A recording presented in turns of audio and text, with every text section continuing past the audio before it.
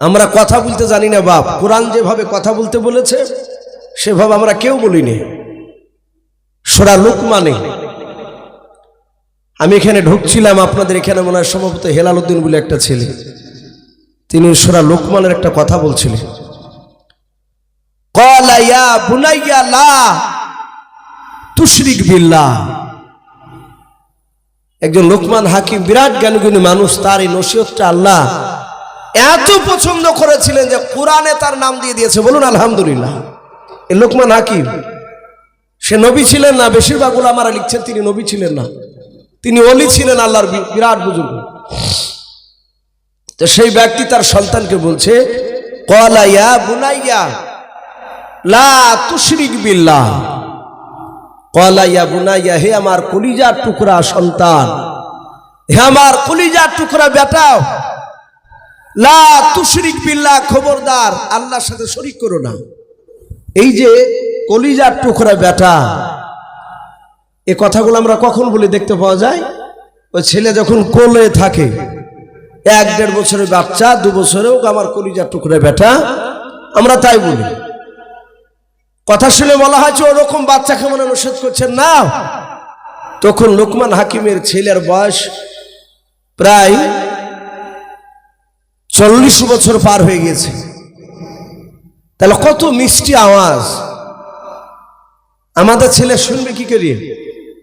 কিছু মনে করবেন না, নাম হচ্ছে আব্দুল জাব্বার। নামাজ পড়তে ডাকছে ছেলেকে, জাব্বারি আয় নামাজ পড়তে যাবি নি? জাব্বারি। ছেলে তো বাপজি হনুমানের মতন দাঁত বিজলে বলছে, কাল থেকে তো নামাজ পড়তে ধরিয়েছে, ধরে দেখো না। যেমন কথা তেমনি উত্তর বাপজি পাওয়া যাচ্ছে। আমরা খেতে বসে কেউ বাপজি সন্তানকে মধুসূর বলি নে, কাছে পাশে বসে ডেকে বাপজি ছেলের মাথা হাত বুলে বলি না। এই জন্য বাপজি আমাদের কথা শুনতে চাই না। আমি বলছিলাম হযরতে আবু তালিব চিন্তা করছে, আগে যদি খাবার খাওয়ার আগে যদি ওই আবু জেহেলের কথাগুলো বলি, আমার ভাতিজা হয়তো রাগ করে আঘাত করে হয়তো আর খাবার খাবে না। আর যদি না খায়, আমি যে তার চাচা, সারা রাত ঘুমাতে পারবো না। জোরে বলুন সুবহানাল্লাহ। রাসূলের আপন চাচা ডাক দিয়ে বলল, ভাতিজা তুমি খাবার খেতে শুরু করে দাও। আল্লাহর নবী যে হাত ওখানা জোড় করে বলেন, চাচা আপনি ভালো জানেন ওই 8 বছর বয়স আমার দাদা আব্দুল মুত্তালিব ইন্তেকাল করেছিলেন। সেই 8 বছর থেকে নিয়ে চাচা 25 বছর পর্যন্ত আপনার সাথে আমি খাবার খেয়েছি, খাদিজাকে বিয়ে করার দিনও পর্যন্ত, সকালবেলা পর্যন্ত নবী চাচা গো এক বাসন দুজনাই খাবার খেতাম, আপনি আমাকে না নিয়ে খাবার খেতেন না। ওগো চাচা আপনি জানতেন, আপনি আমাকে দেখেছিলেন, আপনি আগে খাবার না খেলে আমি খেতাম না। ওগো চাচা আপনি আগে খাবার খান, তারপরে আমি খাবার খাবো। যাহাতে নবীজি এই কথাটা বললেন, আর আবু তালিব আর ধৈর্যের বাঁধ বাঁধতে ধরে রাখতে পারলো না। হাউমা করে তিনি চিৎকার করে কেঁদে উঠে বলেছিল, বাবা এত ভালোবাসো তুমি আমাকে? বলে চাচা শুনে নাও, মার পেটে 6 মাস যখন আমার বয়স, তখন আমার আব্বাকে হারিয়ে ফেলেছি গো চাচা। আমার আব্বা সিরিয়ায় ব্যবসা করতে গিয়ে আর ঘুরে আসে নাই। ওগো চাচা আব্বার চেয়ে বেশি আপনাকে ভালোবাসি। চাচা গো নিজের জানের চেয়ে আপনাকে বেশি ভালোবাসে, চিন্তা করবেন না, খাবার খান। আবু তালিব বলেছিল, বাবা আর না বলে থাকতে পারলাম না। ওরে বেটা দিনের বেলা কি আবু জেহেলের সাথে তোমার দেখা হয়েছিল? মক্কার কোন রাস্তায়? বলে হ্যাঁ চাচা। বলে দেখা হয়েছিল? ওগো চাচা একটু তাকে দেখুন আমার কপালটা কি অবস্থা করেছে আবু জেহেল, আমাকে ধাক্কা দিয়ে ফেলে দিলাম। ও চাচা পাথর লেগে কপালটা ফেটে গেল। আল্লাহর নবীর চাচা আবু তালিব বাপজি সহ্য করতে পারলেন না, উনি কপালে চুমা দিয়ে বলল, ভাতিজা রে আবু জেহেল এইভাবে মেরেছে তোমাকে বলে হ্যাঁ। আল্লাহর নবীজিকে ডাক দিয়ে বলে বাবা তুমি চলে যাও পর ওই আবু জেহেলের সাথে আমার দেখা হয়েছিল। আবু জেহেলরা চোখগুলো মোটা মোটা করে বলেছিল আবু তালিব ভাই তোমার ভাতিজা যেন আগামী কাল থেকে যেন কলমার দাওয়াত না দেয়। এই ভাতিজা আমি আবু জেহেলদের চেহারার দিকে চেয়ে দেখেছি ওরাও তোমাকে মারবে আগামী কালে বাবা, তোমাকে মারলে আমি সহ্য করতে পারবো না। ওরে বাবা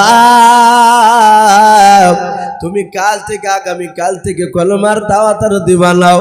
বাবা শুনে নাও কলমার দাওয়াত যদি বন্ধ করে দাও তোমার লাভ আছে। বলে কি চাচা লাভ? বলে ওই বড় বড় নেতারাও তিনটা তোমাকে পুরস্কার দিব বলেছে। বলে কি কেউ? বলে 1 নাম্বার তোমাকে উচ্চ সম্মান অধিকারী করবে, 2 নাম্বার মক্কা নগরে হিষ্টপিষ্ট শুনে নাও 200টা ওট দেবে, 1টা মক্কার বড় সবচেয়ে খাজুরের বাগানটা দেবে। বাবা এই বাবা বললো এই 3টে জিনিস যদি তুমি পেয়ে যাও আর তোমার কিছু লাগবে না রে বাবা, আর তুমি কলমার দাওয়াত দিতে যেও নাও। আল্লাহর নবী বলেন চাচা আর কিছু দিতে চেয়েছে বলে নাও। আল্লাহর নবী বলে চাচা শুনে নেন আল্লাহর নবী জনাবে মুহাম্মদ রাসূলুল্লাহ সাল্লাল্লাহু তাআলা আলাইহি ওয়াসাল্লাম দরুদ নবী ডাক দিয়ে বলেন চাচা যান শুনে নাও শুধু মক্কার ওই 3টা জিনিস কেন, গোটা পৃথিবীর ধন সম্পদ যদি আমাকে যদি দিয়ে দেয় ও চাচা তার সাথে সাথে যদি আসমান থেকে সূর্য পেড়ে নিয়ে এসে আমার ডান হাতে যদি মক্কার নেতারা দিয়ে দেয় ও চাচা মক্কা নগরের লোকেরা চাঁদ পেড়ে নিয়ে এসে যদি আমার বাম হাতে দিয়ে দেয় ওগো চাচা খুদার কসম করে বলি শুনে নেন আপনাকে সামনে রেখে আমি আল্লাহর কাছে ওয়াদা করেছি, শুনে নেন হক কথা কলমার দাওয়াত দেওয়া বন্ধ করব না। বলুন সুবহানাল্লাহ। রাসূল বলেন এই চাচা আমি হক কথা কলমার দাওয়াত বন্ধ করব না। যাহাতে রসুলের কথা বললে আর আবু জেহেলের চোখ দুটো নয় আবু তালিবের চোখ দুটো কুখের মতো লাল হয়ে গেল। ও তো বড় নেতা, তাতে রসুলকে মানে না, নবীকে ভালোবাসে, নবীর সুন্নাতের উপর আমল করে নাই। এখানে একটা বিশেষ লক্ষ্য করবেন বাপজি, এখানে শুধু নবীকে ভালোবাসার কথা আসেনি, নবীর সুন্নাতকে ভালোবাসার কথা এসেছে। আপনি আমি যতক্ষণ পর্যন্ত নবীর সুন্নাতকে না মানব ততক্ষণ পর্যন্ত বাপজি রসুলকে মানা হবে না। এমনি মৌখিক নবীকে ভালোবাসেন এটা বলতে পারে আমরা অনেকে। অনেক সময় চায়ের দোকানে বলি ভাই নবীকে নিজে জানার চেয়েও ভালোবাসি। যদি বলে ভাই 5 ওয়াক্ত নামাজ পড়ছি, বলে না ভাই ওইটাই হয় না, পড়বো ভাবছি। একে ভালোবাসা বলে না, এগুলো সব মুনাফিকি চরিত্র। এটা আবু তালিবের মধ্যে ভরা ছিল। আবু তালিব এমনি নবীকে ভালোবাসতো। আবু তালিব ওই কথা শুনে তার চোখ দুটো লাল হয়ে ডাক দিয়ে বলেছিল এই ভাতিজা আমিও লাতুদ্দার কসমিকের বলি শোন। বলে চাচা বলুন। বলে আমার কণ্ঠে জান থাকা পর্যন্ত মক্কার কোন লোক তোমার শরীরে ফুলের ছিটকি ফেলতে পারবে না। বলুন সুবহানাল্লাহ।